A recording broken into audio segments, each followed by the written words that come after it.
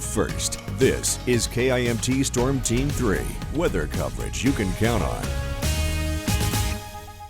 Well, welcome back, my friends. As promised, we did learn a little bit about the Cedar River in Charles City. This is a live look from our live eye. You can see they have closed down the bridge just for precautions. This is the highest I have personally ever seen the Cedar River go. The water kind of lapping into the parking lot, which are also closed at the moment. Currently in major flood stage, around 21.57 feet. Now, luckily, the forecast, as we've mentioned earlier on, is set to keep going down, to keep receding. It'll be in the moderate flood stage by early tomorrow morning. So it's just many things that we've got our eye on here as we go later on into today, tomorrow, and through the week. Flood warnings can be found really across many area rivers. As I mentioned, some flood watches going not necessarily into effect right now, but as we get later into today when more rain is on the way, we'll be watching for that. This is newly updated. So a lot to watch when it comes to the flooding potential as we go through the rest of today and with the storm threat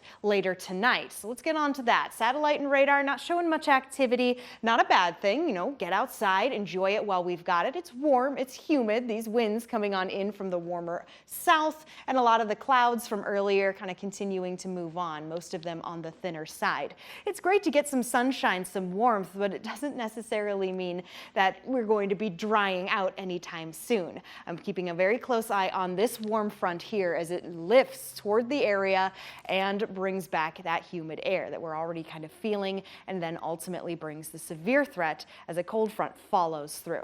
Let's move over to the current temperatures. 80 degrees in Rochester with only a 64-degree dew point. Yes, that is on the higher side, but it's not quite as high as, say, what we're finding in Austin. 70 degrees, 72 in Albert Lea. We're back to those tropical numbers when it comes to dew point temperatures. Combine them with the 80s and it feels much warmer outside, but it also means the instability is back in play. Sky Tracker 3 has been quite interesting here throughout the entirety of the morning, giving us multiple scenarios, multiple cases that could be happening as we get late into tonight.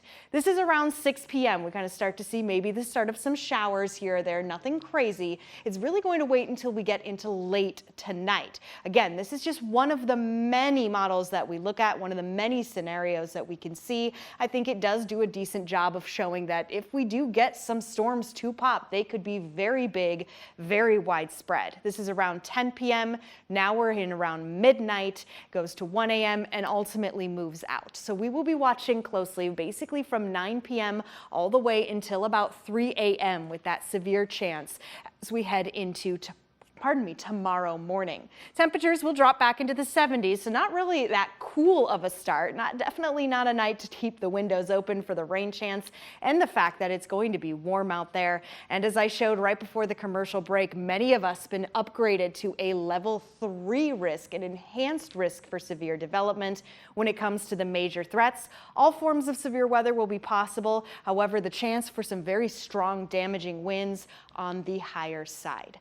So here it is, 7-day forecast where the weekend is always in view. Once again, we have put today in the red because it is going to be a high impact evening tonight into early tomorrow morning. Then we finally start to settle down, cool off back into the mid 70s by Wednesday and Thursday. All right, thank you for the update, Sarah.